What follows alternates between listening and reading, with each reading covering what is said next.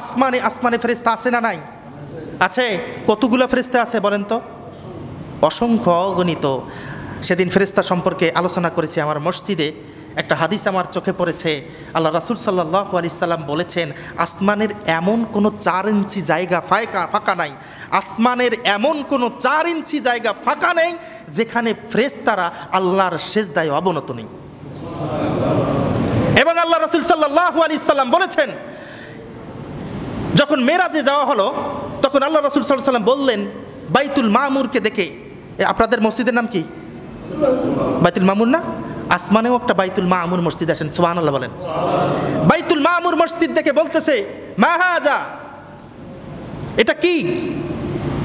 আল্লাহ রাসূল জিবরিল বলতেছে, এটা হচ্ছে বাইতুল মামুর।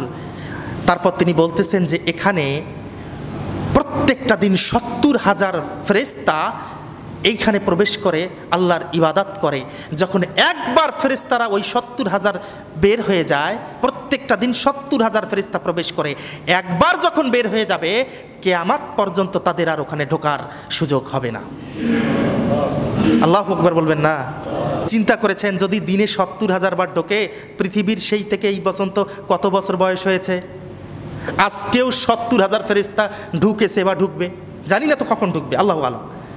তাহলে আজকেও যদি 70,000 ফেরেশতা ঢুকে ইবাদত করে, কিয়ামত পর্যন্ত আর ওই 70,000 ফেরেশতা ওই বাইতুল মামুরে ঢুকতে পারবে না। তাহলে ক্যালকুলেটর দিয়ে হিসাব করেন তো, এক বছরে 70,000 গুণন 365 দিন হিসাব করেন, ক্যালকুলেটর ধরবে? তাহলে যার সৃষ্টি এতগুলো, স্রষ্টা কত বড়!